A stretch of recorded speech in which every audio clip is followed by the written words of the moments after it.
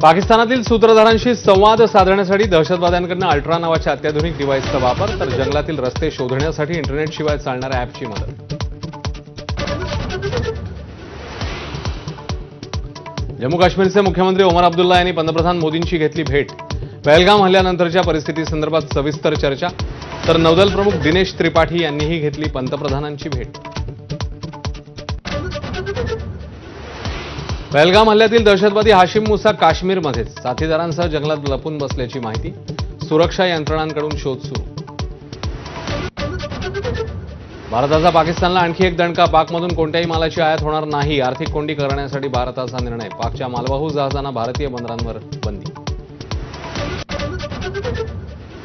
सिंधू नदीवर धरण बांधून पाणी अडवलं तर भारतावर हल्ला करू. बिथरलेल्या पाकिस्तानच्या संरक्षण मंत्र्यांकडून भारताला पुन्हा पोकळ धमकी. भारताने पाकिस्तानवर हल्ला केल्यास ईशान्येकडील प्रदेश ताब्यात घ्या. बांगलादेशचे माजी लष्करी अधिकारी फजलुर रहमान यांचं वादग्रस्त वक्तव्य.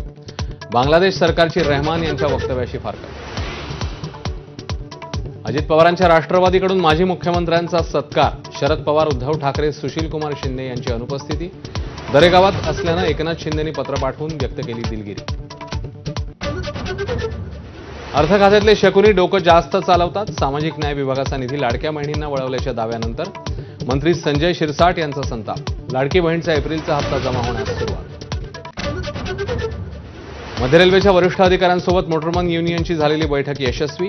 मागण्या मान्य झाल्यानं मोटरमननी दिलेल्या आंदोलनाचा इशारा मागे. Headlines brought to you by Chitale Bandhu. Headlines brought to you by Chitale बंधू.